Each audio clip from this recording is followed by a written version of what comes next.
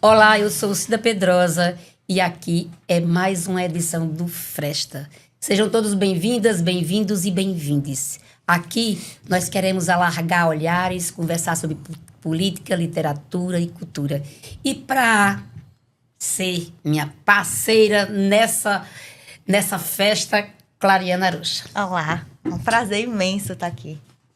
Clarinha, a gente traz hoje aqui um convidado que é absolutamente especial para nós, para a música brasileira e para a luta política da negritude. Tu quer falar um pouquinho sobre ele e nos apresentar? Com certeza. Marconi de Souza Santos, o Canibal. É músico, escritor e produtor cultural. Fundou a banda Devotos em 1988, que hoje é patrimônio cultural e imaterial do Recife, graças à vereadora Cida Pedrosa. Também fundou o grupo Café Preto em 2008.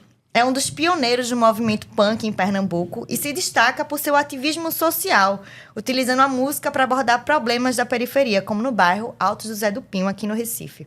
Ele também lançou o livro Música para o Povo que Não Ouve, em 2018, que reúne letras de Devotos e outros materiais sobre a história da banda no Alto José do Pinho.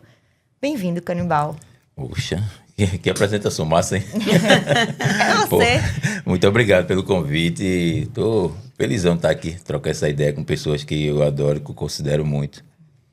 Ô, meu filho, você não sabe o quanto a gente tá feliz.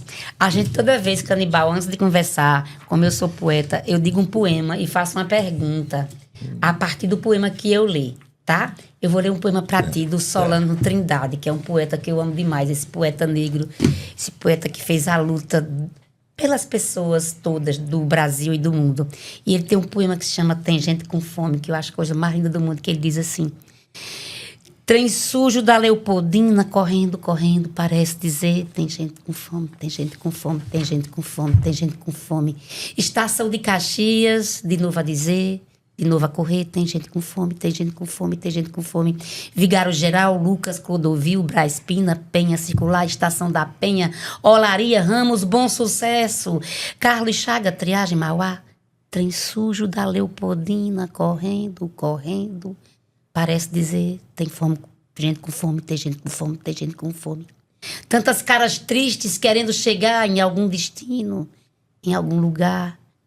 Trem sujo da Leopoldina, correndo, correndo, parece dizer. Tem gente com fome, tem gente com fome, tem gente com fome.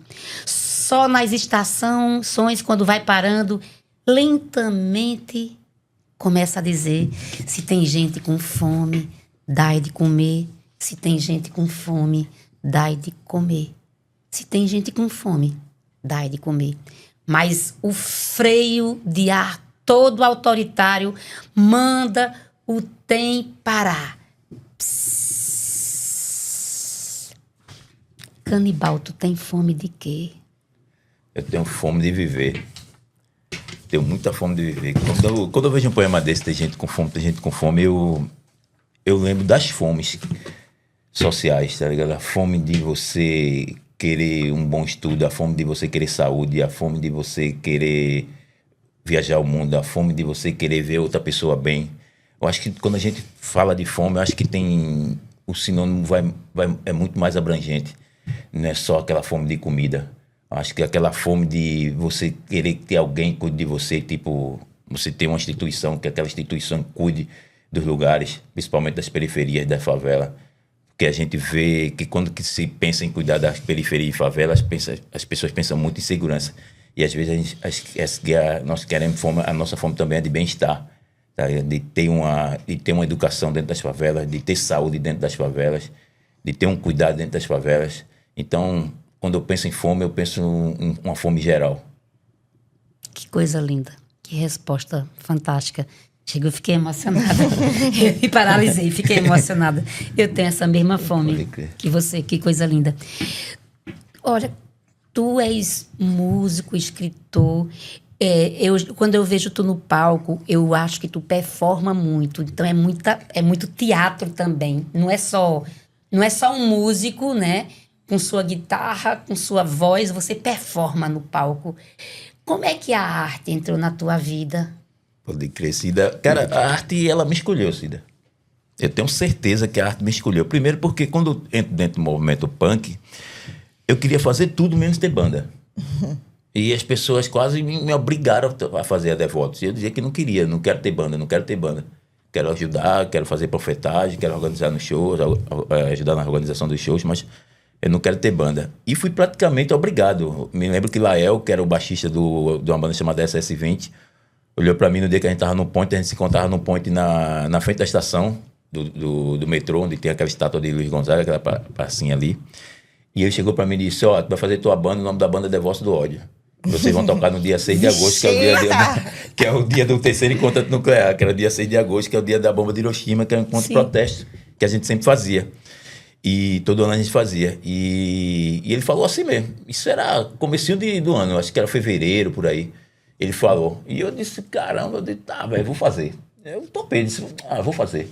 Nunca tinha pego no instrumento. Tu não tocava nada? Nunca tinha pego no instrumento. Chamei Anselmo, um amigo meu que sempre andava comigo, para ele tocar guitarra, que também nunca tinha pego na guitarra. E chamei Celo, que eu tinha conhecido há pouco tempo, que nunca teve uma bateria, mas gostava de tocar, gostava de bateria, gostava de tocar bateria, mas nunca teve uma bateria. Brincava no sofá da casa, com os pauzinhos e tal.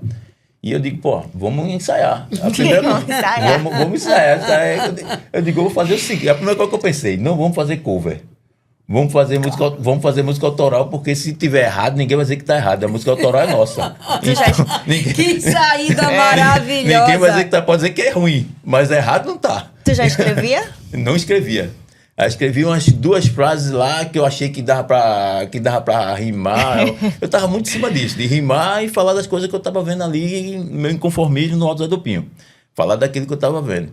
E aí foi assim que a gente começou a meio que tocar.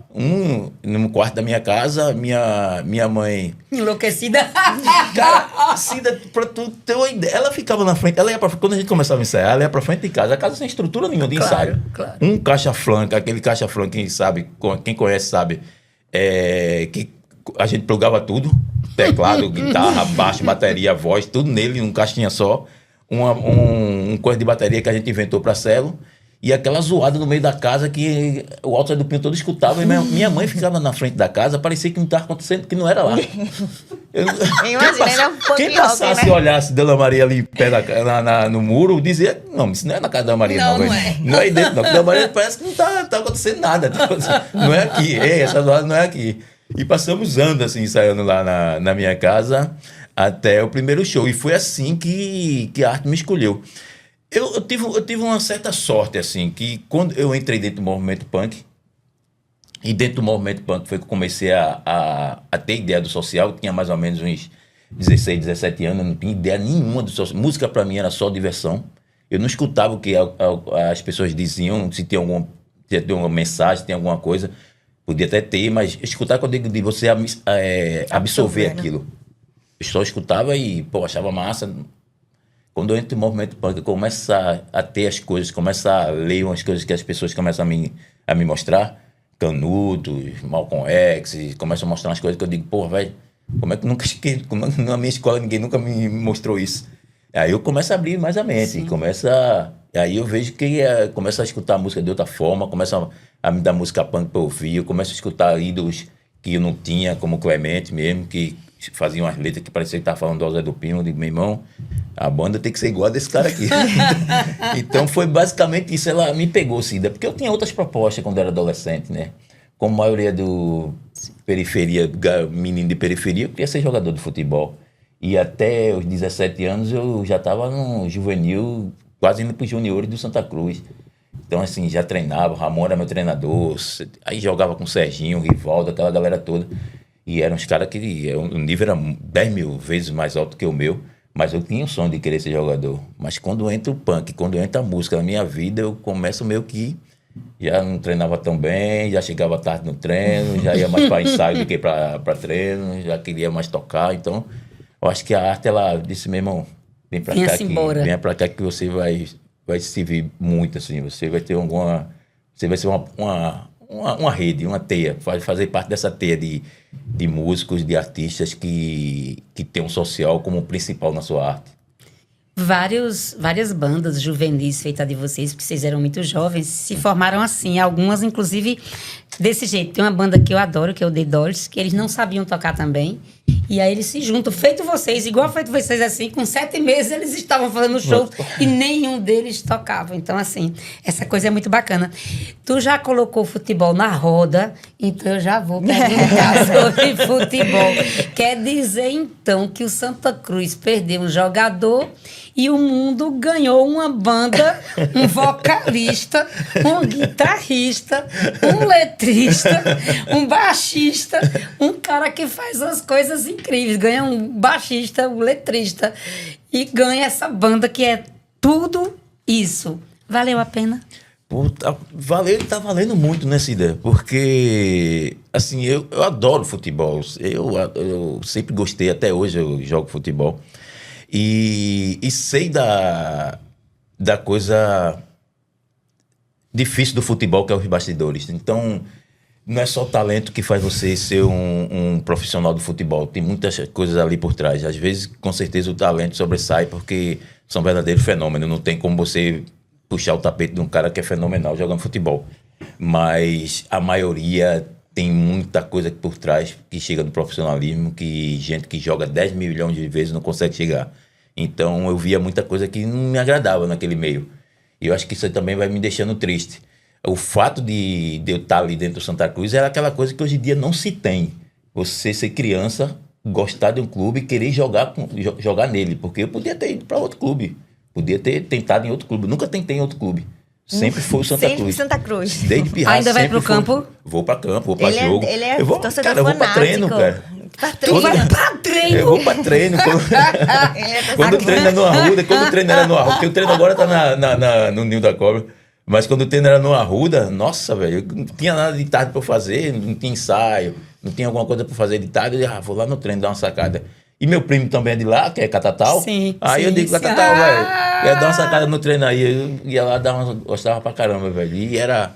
Cara, eu juro a você, eu sempre gostei muito de ver treino e era muito diferente de ver um jogo.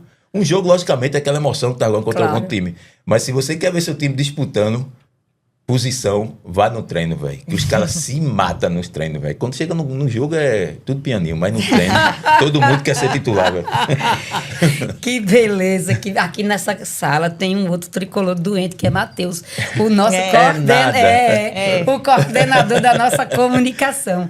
Tu rodasse o Brasil, o mundo, tu tá sempre tocando aqui em Pernambuco, né? Como é que é de verdade essa coisa de você ser o cara que se mantém no Alto Zé do Pinho? A primeira vez que eu ouvi falar de ti, né, e do Alto, né, foi via toda uma movimentação que estava tendo aqui na cidade. Depois Raul Henri disse assim, tu saca o Alto do Zé do Pinho? O que está acontecendo lá? Isso tem... Eu digo, eu saco. Aí eu queria saber como é que e o que significa manter-se no Alto Zé do Pinho. Me parece num movimento meio contrário do que todos os artistas, quando vão para o mundo, fazem, né? Ficam famosos, assim. É o anti-business. Pô, que legal saber que a gente foi apresentado para você pro Raul, cara. Que Raul foi um irmãozinho muito massa, assim, na história da gente. Raul deu uma força muito grande no Devotos, quando a gente começou a meio que sobressair. Cida, tá no Alto Zé do Pinho, pra mim, é uma inspiração. Eu me lembro muito bem quando a gente gravou o Agora Tá Valendo, em 1996, e o disco saiu em 97, que a gravadora queria que a gente morasse em São Paulo. E a gente bateu o pé que queria ficar em Recife, queria ficar no Alto Zé do Pinho. Todos vocês moram lá? Todos nós moramos lá. E aí, eu acho que foi uma das melhores coisas que a gente fez. Sabe por quê, Cida? Aí é uma coisa muito particular. Porque cada um faz o que quer com a sua arte. Claro. A arte é livre para cada um fazer. Eu só estou contando minha história e porque eu escolhi isso. Eu sou do Alto Zé do Pinho, eu sou criado lá no Alto Zé do Pinho. Eu fui para o Alto Zé do Pinho com 4 meses de idade. Minha mãe biológica eu não conheço, nunca vi. Eu sou o filho de criação que Dona Maria, Nina, Nelson me criaram muito bem. E eu sempre vi o Alto Zé do Pinho um alto muito alegre. Apesar da mídia sensacionalista colocar o Alto Zé do Pinho nas páginas policiais, o Alto Zé do Pinho ele tem uma multiculturalidade, uma energia muito forte em tudo. em tudo que você pensar. Se você for pro lado da gastronomia, se você for pro lado das músicas, dos artistas, é muito forte o Zé do Pinho. E eu sempre vi isso desde criança. Sempre vi, até nos comícios de Miguel Arraes, quando ele ia pro Zé do Pinho, e ele fazia os comícios no caminhão na bulé do caminhão do seu Walter, que ainda é vivo, mora, graças a Deus, ele mora na frente da minha casa, a gente conversa muito. E os comícios eram sempre feitos lá, e Reginaldo Rossi cantava direto nos comícios de Arraes. Fora isso, o Clube Bom Sucesso, lá no Zé do Pinho, que sempre levava os artistas, desde Nelson Nedes, Nelson Gonçalves, essas galera do mainstream assim, da música brasileira, sempre foram tocar no Bom Sucesso. Mas quando acontecia um crime, como todo conto acontece, a mídia sensacionalista aproveitava disso e passava meses falando sobre isso. Sim. E a comunidade naquele lugar de uma má comunidade para a sociedade. Aquele lugar é horrível. Ver aí na televisão só passa coisa ruim. E eu não entendi aquilo. Quando eu me torno adulto, que a gente que a gente começa a gravar, que a gente começa a fazer show, começa a ter banda, a gente consegue ter uma mídia. E o que é que a gente faz com essa mídia? A gente praticamente obriga, eu vou falar a palavra obriga, porque a gente só dava entrevista se fosse no alto. Os caras pediam pra gente ir, pedir pra fazer entrevista, vamos fazer em tal lugar, a gente, não, vamos fazer aqui, vamos fazer em tal lugar, não, vamos fazer aqui, vamos gravar um clipe em tal lugar, não, vamos gravar no alto, vamos fazer, tudo era no alto, cara. E a gente fez isso por quê? Primeiro porque a gente queria mostrar que o Alto Zé do Pinho é um lugar que ele tem uma multiculturalidade muito grande e que na nossa mente, na nossa cabeça, a arte é um mecanismo muito grande de salvação, principalmente na periferia. Então, cada vez que ela for exaltada, com certeza vai diminuir a criminalidade, porque é um escape, é uma válvula de escape. Com a arte você pensa, com a arte você age, com a arte você contesta, tá ligado? E você, quando você não tem arte, quando você não tem cultura, se você prestar atenção, a primeira coisa que o fascismo faz, quando ele quer acabar com alguma coisa, ele acaba primeiro com a arte. Correto. E aí você fica sem passado, sem presente e sem futuro. Você só fica à mercê das pessoas que mandam você fazer e desfazer. Então, quando a gente faz isso, a gente começa a ter uma visão totalmente diferente social. As pessoas começam a ver a Devotos na TV, começa a ver o Face de Subúrbio na TV, começa a ver o Matala na Mão na TV, o Maracatu Estrela Brilhante, o Afoxeira de Guibar, a Escola de Samba Galeria do Ritmo, Gigante do Samba, que já foram do Alto Zé do Pinho. Então, o Clube Bom Sucesso já jogou a segunda divisão do Campeonato Pernambucano, começa a ver a verdadeira história do Alto Zé do Pinho.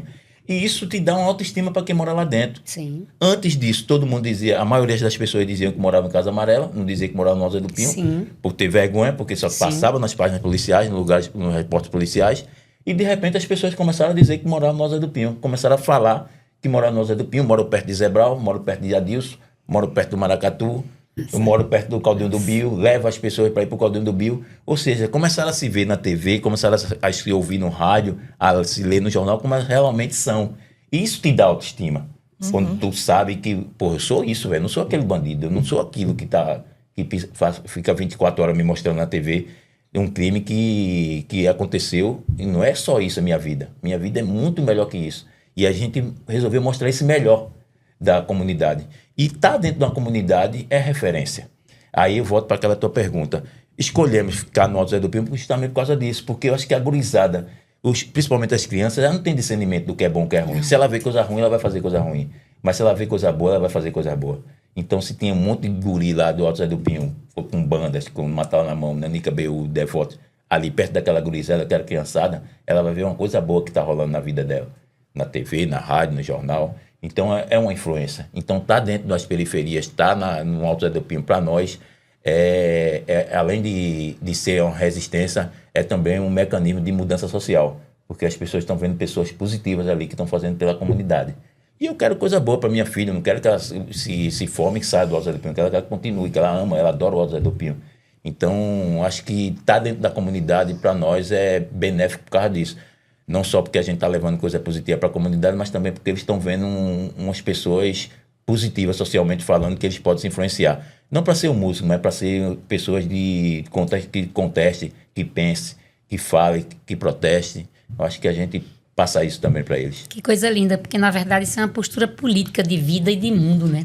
Uma decisão política. Eu sou um homem nascido aqui, eu hoje tenho uma representatividade e a nossa representatividade pode fazer o senso de pertencimento de um monte de gente, né? Que coisa linda, que coisa E linda. ele já tá fazendo um trabalho no Alto Zé do Pinho há muitos anos, né? Eu vi que tu também já teve rádio comunitária, não sei se ainda tem. Várias, fala um pouco assim, do quanto tu já trabalhasse lá no Alto. Então, todo o trabalho no alto é sempre feito em grupo, né? Não tem aquela coisa, foi Canibal que fez, foi Zé Brau, foi Adilson. A gente sempre faz em grupo. Então, a gente montou uma rádio comunitária na comunidade. Hoje em dia, ela não tá rolando mais. Mas a gente montou uma rádio comunitária que passou 12 anos no Alto Zé do Pinho, chamada Rádio Alto-Falante. E a ideia da Rádio Alto-Falante é mais uma luta, é mais uma resistência. O que é que acontecia, Cida? Naquela época, o sonho de qualquer grupo, qualquer banda, qualquer artista é sua música tocar na rádio, velho. Sim. Não tem Claro. como. Sim. E a gente levava, principalmente eu, levava muita fita demo pra rádio. As fita cassete. Levava pra rádio, a rádio não tocava. A gente levava pra outra rádio, a rádio nunca tocava. E um dia a gente teve essa ideia. A galera se sentou, todo mundo e tal, tudo conversando e tal, e Pestinha, Neilton, Celo, André, Dinho. A gente todo mundo sentado lá e disse, meu irmão, já que ninguém toca as músicas da gente na rádio, vamos fazer uma rádio, velho. Justo, claro. Vamos fazer uma rádio, bora. Aí, pô, vamos montar. E resolveu, montamos a rádio. Neilton sempre trabalhou com eletrônica, foi dando estoque para nós, que a gente precisaria de comprar para botar. A gente montamos a rádio, colocamos a rádio no Alto Zé do Pinho. Foi uma loucura, porque o pessoal da comunidade achava que só ia rolar rock. A ideia era só rock. E a gente tinha aquele pensamento, não, a gente quer botar só música não, cara. A gente quer botar a galera para se comunicar, quer botar a comunidade para falar. E foi uma das melhores coisas que aconteceu na comunidade, cara, foi a Rádio Alto-Falante. A gente montou a Rádio Alto-Falante no Alto Zé do Pinho, montamos uma na Ilha de Deus, que existe até hoje. Até hoje. Montamos uma na comunidade do Pilar e montamos na Muribeca. Tudo igual a nossa, assim, difusora, no poste e tal. E fizemos oficinas para capacitar as pessoas que iam fazer locução na rádio. O que faz a rádio dar certo? O que faz a comunidade abraçar, a comunidade entender e a comunidade querer chegar junto? O linguajar. O pertencimento, né? Você tá a falando fala, ali. Tá ligado? Porque uma coisa é você pegar as falas acadêmicas, que são muito importantes, e falar em rádio em qualquer lugar, mas dentro de uma comunidade, se você não falar a língua da comunidade, você, meu irmão, você tá falando um dialeto que ninguém tá entendendo. Então, cada vez eu digo pra galera que é muito importante quando você vem com alguma luta dentro de uma comunidade, você falar a língua dela. E você falar a língua dela é deixar ela ter pertencimento com aquilo, não é você falar. É você fazer uma coisa que, meu irmão, isso aqui quem vai fazer é vocês, eu só trouxe pra aqui. Então, quando você consegue isso, a comunidade meio que abraça. E foi isso que aconteceu. Como eles pensavam que a gente ia ter uma rádio só de rock, a gente disse, não. A gente abriu para fazer agora, a rádio está aberta para quem quiser fazer seu programa. E aí abrimos para tudo. Tinha o programa Escola Jovem, que era do colégio, tinha o programa do Centro Cultural, do Poesis também. Tinha o programa do Poesis, tinha o programa ai, meu Deus do céu, de saúde, do posto de saúde. Tinha programa de tudo. Programa das crianças, tinha programa de futebol, que lá tem vários times de futebol. Tinha todo tipo de programa. Então, começou a se comunicar. Começou a querer Isso falar. Isso era muito massa. Para você ter uma ideia, teve um congresso aqui, cara, de comunicação na Federal. E eu me lembro que eles queriam visitar o Alto. Aí eu digo, pô, queria visitar a rádio. Eu disse, pô, massa, velho, chega aí, cola aí e tal. A rádio tá ligada todo dia. De 7 da manhã até 7 da noite. De segunda a segunda, assim. Aí eles disseram, pô, a gente vai chegar aí. Aí, ó, tal dia dá pra gente dar. Cara, eu fiquei espantado. Foi chegando ônibus. Cara, chegou uns 3 ônibus, assim, lotados de gente. Todo mundo querendo conhecer a rádio, cara. E a rádio, cara... A rádio cabia 3 pessoas, velho. A rádio cabia 3 pessoas. A gente passou o dia todinho colocando de 3 em 3 ali dentro, velho. Explicando, falando, e todo mundo querendo ver. E os depoimentos eram muito foda, porque tinha estudantes, tinha gente de São Paulo, tinha gente da Bahia, de Fortaleza, da Paraíba, tinha gente de todo canto. E aí tinha um cara, não me lembro, o cara chegou pra mim e disse, cara, a minha rádio dá umas 10 dessa aqui, velho. Mas não tem o alcance que vocês têm, cara. Essa mudança que vocês fizeram foi foda. Cara, a gente sabe que existe a rádio de vocês lá, velho. Eu disse, e a rádio era uma difusora. Sim. Na época a internet estava começando, aquela coisa toda, e era uma difusora. Então, deu muito certo a Rádio Alto-Falante, cara. Foi uma coisa que foi uma menina dos olhos. Viva a democratização da comunicação e da mídia, né? Diga, meu bem. Eu queria só falar de história, mais de 30 anos de Devotos. Aí eu queria olhar pra trás, assim, ver qual o processo de resistência da banda, o que é que tu consegue olhar nesses 30 anos de Devotos. Caramba. Ó, vocês já viram que eu falo pra caramba, né? Vocês podem me cortar, viu? Me corto mesmo, não é nenhuma. Então, cara, eu acho que essa longevidade do Devotos, primeiro nós três, né? Eu, Célio e Neilton, a gente se respeita, a gente se gosta muito. Eu conheço Neilton desde 5 anos de idade. A gente indo pro mesmo pré-escolar. Eu e Neilton a gente se conhece desde essa época aí. Célio eu conheci, tinha uns 13 anos por aí. Então, depois foi que a gente foi amigo, irmão, depois foi que a gente inventou ter banda. E uma coisa que eu sempre falo pra todo mundo, cara, eu acho que a longevidade vem de você querer procurar ter uma identidade no que você faz. Porque eu digo, nas entrevistas eu falo isso, às vezes a gente fica procurando os melhores. Melhor fotógrafo, melhor guitarrista, melhor baterista, melhor não sei o quê, melhor cineasta, melhor tudo. E se esquece de procurar os verdadeiros. Que os verdadeiros são os que somam, tá ligado? Os verdadeiros são os que fazem as coisas acontecerem diferentes. Não fazem as coisas acontecerem iguais. Os caras top são foda. Aquele medo de dar errado nunca vai dar errado com o top. Mas aquele medo de dar errado com quem tá começando, tá ligado? Pode até dar, mas você consegue fazer outras coisas em cima daquele erro. Eu acho que Instiga, né? Essa instigação, porque se você for pegar a trajetória do Devotos, do primeiro disco até esse, você vê a evolução do Devotos, não só na música, mas nas letras, em tudo. Em tudo você vê essa evolução. Você vê um disco muito, como é que eu posso dizer, muito ingênuo, como o primeiro. Sim. Ingênuo, que eu digo assim, dá vontade de vencer, porque ali é a minha melhor arte. Pra mim, melhor disco, melhor letra, tudo que eu fiz é no meu primeiro disco. Porque o primeiro, ele não tem nenhum pensamento, você só quer fazer. Você não pensa se vai vender, você não pensa se as pessoas vão escutar, você não pensa se aquilo vai fazer sucesso e não vai. Você só tem um sonho, né? Você só quer escrever. Aquilo ali está no primeiro. É a primeira arte, a sua primeira arte é aquilo. As próximas, você está tudo pensando, será que vão gostar? Será que vão fazer? Será que aquilo... Eu não penso nem em venda, mas a parte de gostar, você já fica se policiando. Você começa a ter autocrítica maior, não é? Tá entendendo? E o primeiro não, o primeiro é... Você vai-se embora, né? Você se entrega, né? Isso mesmo, então não vai mudar nada, é isso aqui. Já os outros, você fica tudo... Não, essa palavra aqui não, velho. Isso aqui já acho que não vai rolar. Aquilo ali não. Aí já chega um pra tu e dizer, pô, aquilo ali não pode mudar não. Aí tu fica pensando, tá, beleza, vamos mudar. Então, essa coisa, você chegar a esse patamar, eu acho que causa uma longevidade em você, tá ligado? Você respeitar quem tá com você, você saber o tempo de cada um. Porque às vezes a gente briga por causa disso, né? A gente atropela, né? A gente tá trabalhando em grupo e esquece que todo mundo tem seu tempo. E aí a gente começa a se adoecer, né? Porque quer que todo mundo vá no tempo da gente. Então, quando a gente começa a dominar isso dentro do Devotos, a gente cria uma longevidade muito grande de saber o tempo de cada um. Isso é lindo, porque isso não é o comum. O comum é a gente ver as bandas se apartarem. Você tem aqui o Cordel do Fogo Encantado, que separou, de vez em quando tentam voltar. O próprio Face do Subúrbio tem várias formações, ou seja, e se você pegar os exemplos internacionais, são inúmeros, né? Inúmeros, né? Então, isso é muito, muito, muito lindo, quando você coloca, inclusive, que a irmandade entre vocês é anterior à construção profissional do Devotos. Olha, eu tive contigo numa escola, eu com meu livro, tu com teu livro. Então, tu pega a arte do palco, que pega um monte de gente, uma multidão, e o livro é uma coisa muito solitária. E você ir divulgar um livro, trabalhar o livro, é para pequenos públicos. Mas eu presenciei os meninos assim com os olhinhos brilhando quando você pegava seu livro e começava a ler, assim, queriam saber de ti.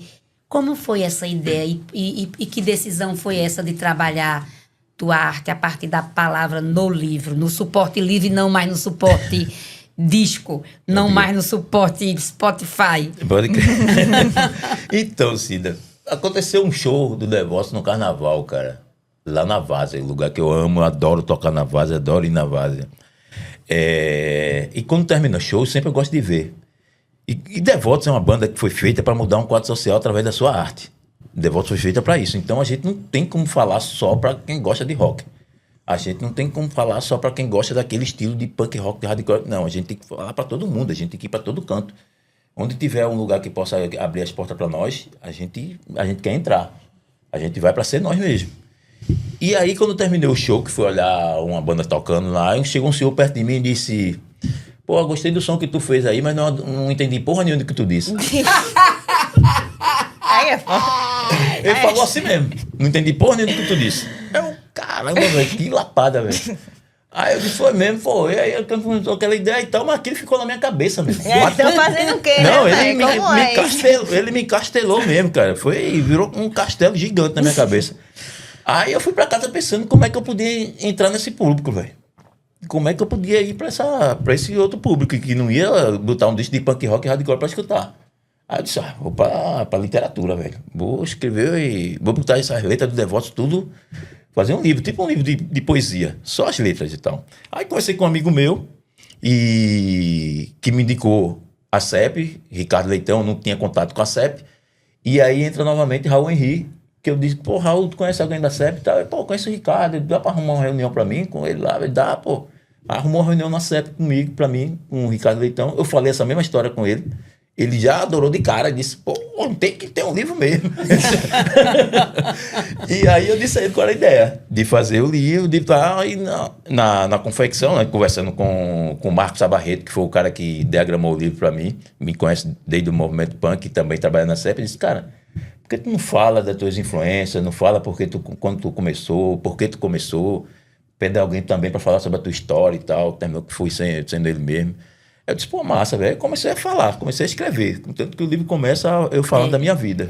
Então, deu bem certo. E um dia, uma professora me convidou para falar com os alunos dela. Rita Guedes, o nome dela. E eu fui, numa periferia. Quando eu chego lá, cara, eu pensando que eram os adolescentes, eram as crianças, velho. Acho que uns 5, 8 anos. Eu disse: Rita, pelo amor de Deus, o que é que eu vou falar? O que é que eu vou falar para esses meninos lá? Fala sobre a sua vida, fala de você, fala do seu livro. Eles são daqui de periferia, igual a você. Você venceu na vida, eles têm que vencer também.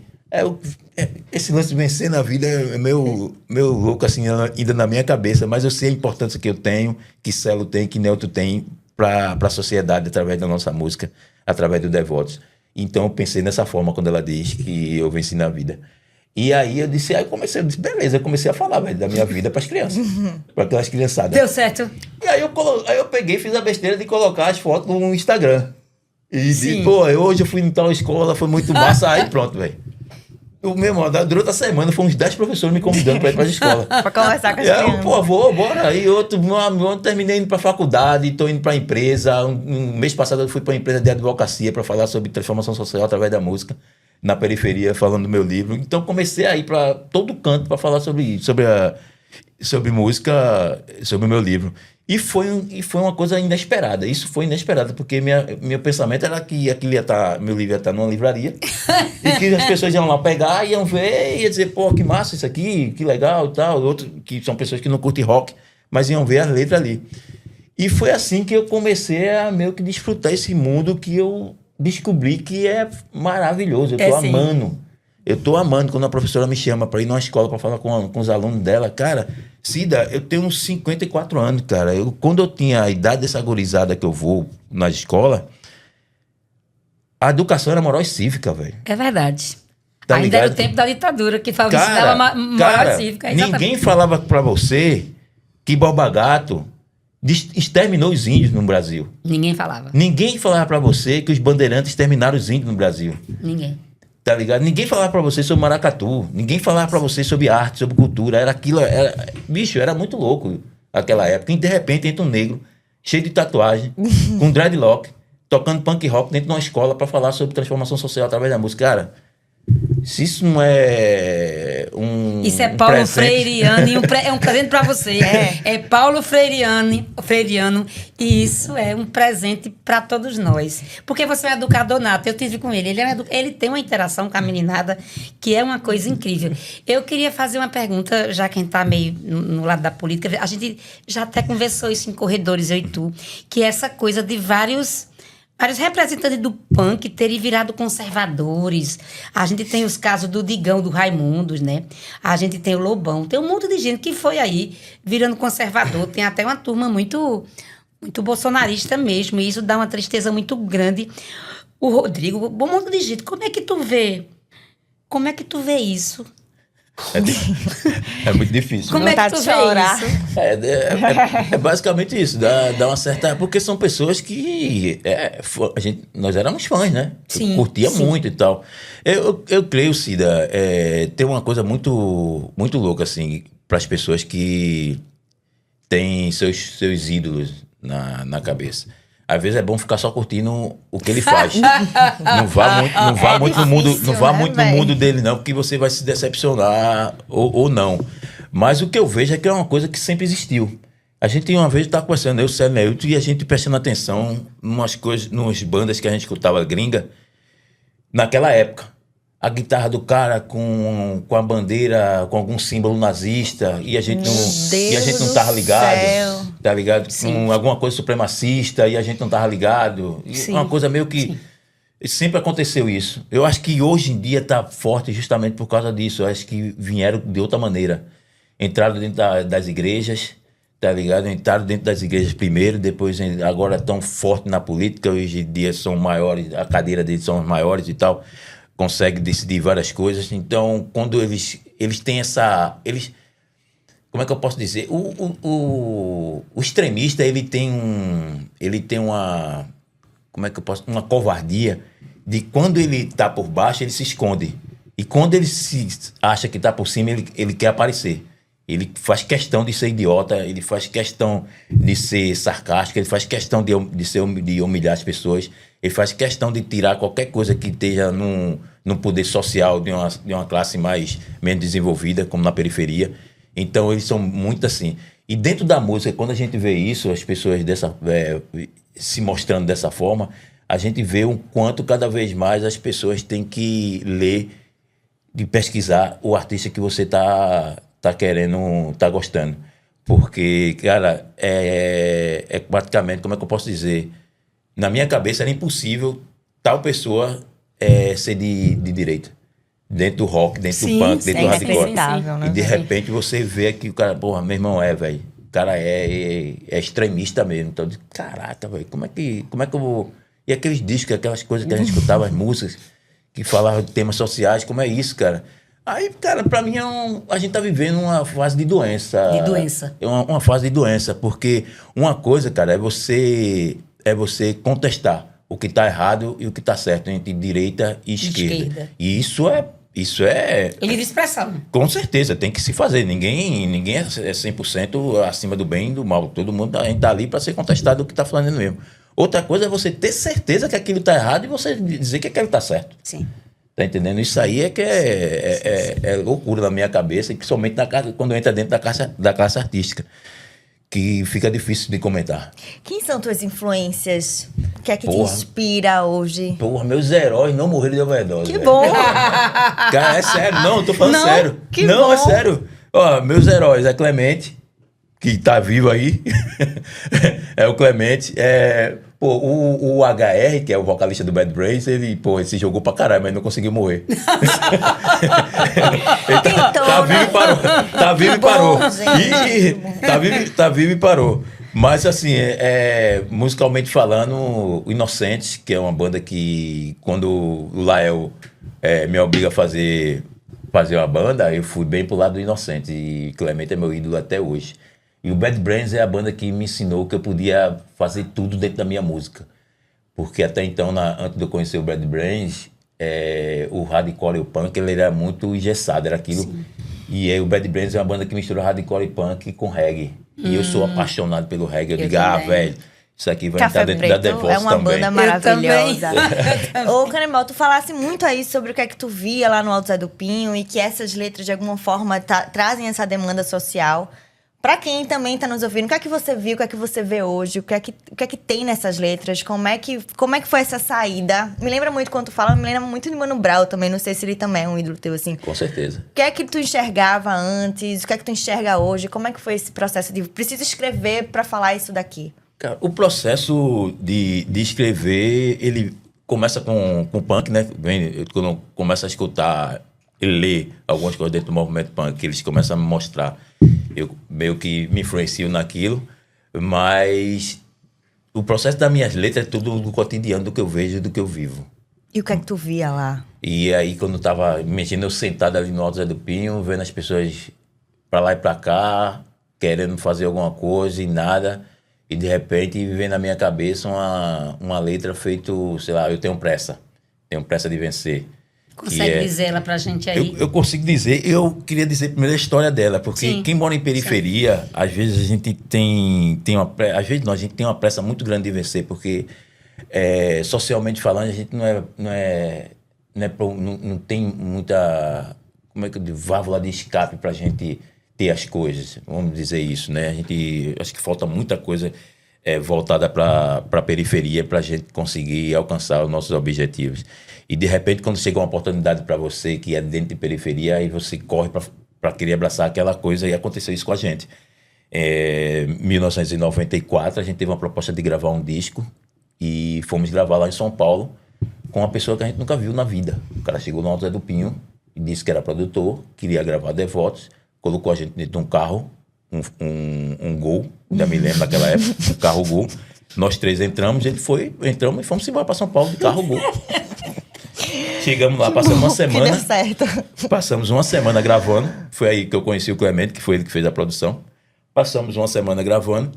Na semana, pouco tempo assim de terminar as gravações, a gente tem uma treta com o produtor e a gente volta para Recife de Fiat.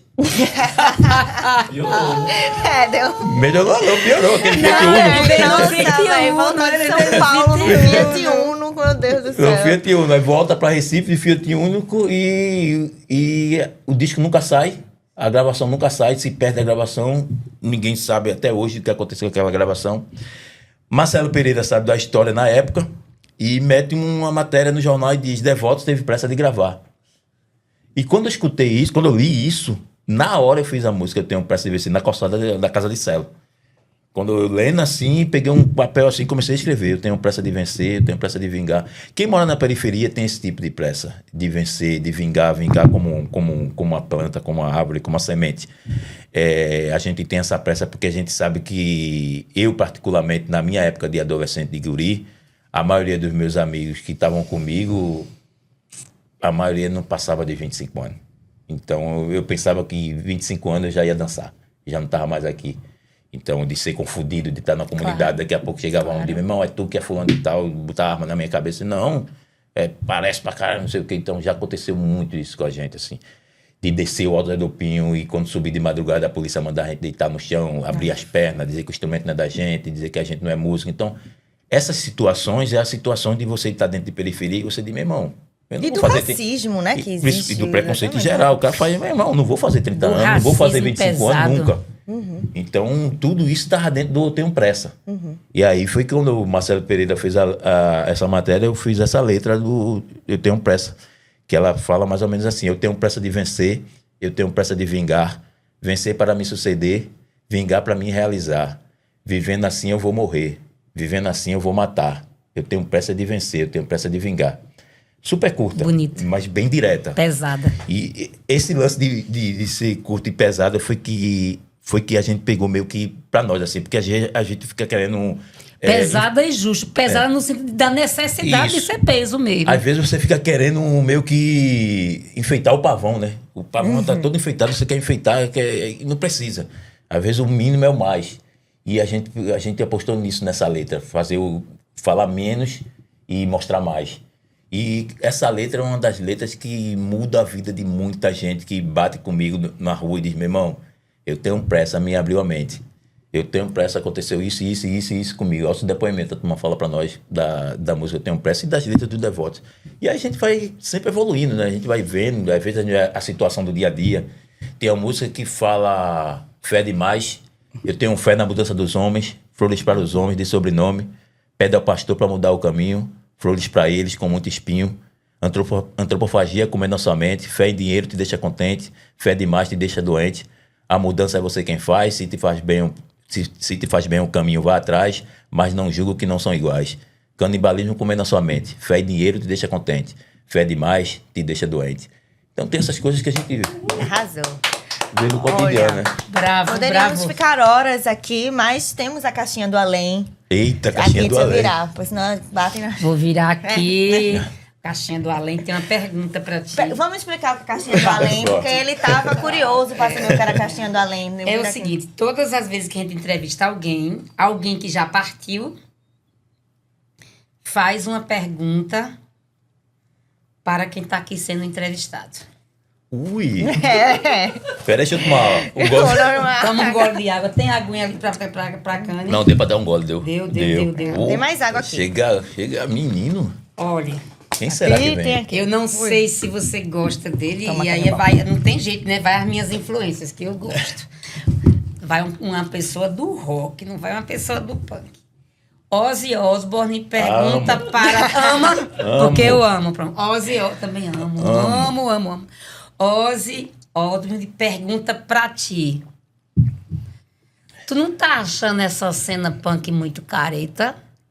Cara, que tinha que ser Ozzy mesmo. Que Exatamente. pergunta Ozzy. Ele ainda tá no meio do caminho aí, veio perguntar. Que pergunta Ozzy da boca. Tava, cara. Tu acredita que tava? Tava, mas melhorou. Melhorou demais, cara. É sério, melhorou muito. Porque quando a gente entra dentro do movimento, aquele punk que eu comecei era um punk, como é que eu posso dizer, machista. Era um punk É verdade. muito...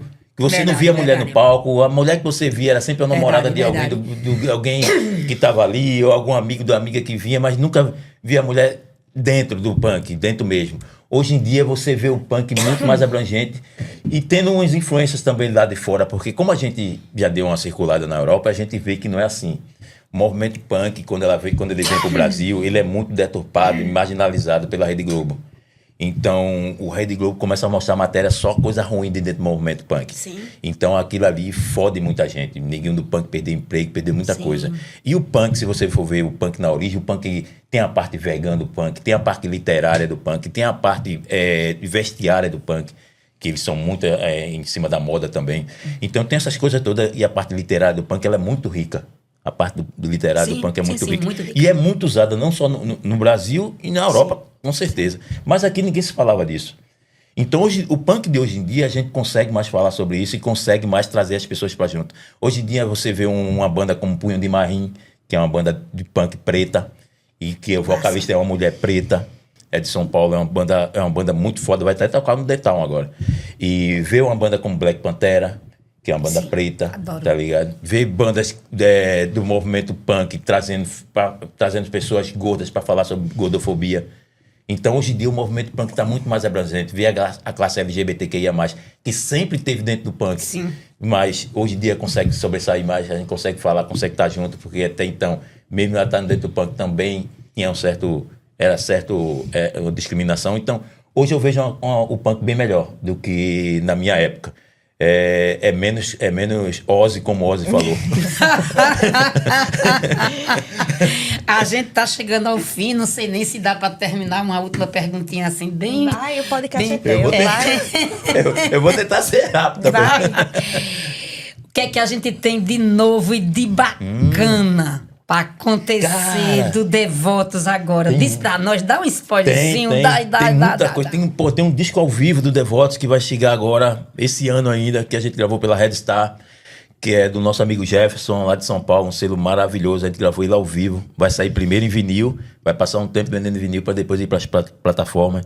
Tem a próxima turnê do Devotos, que já começa agora dia 15, que vamos para a Europa, Alemanha, Uau! Espanha, França, tem outros países aí, Holanda, e tá começando agora. E aí, quando a gente voltar, quer fazer aquela festa, quer fazer aquele show de comemoração.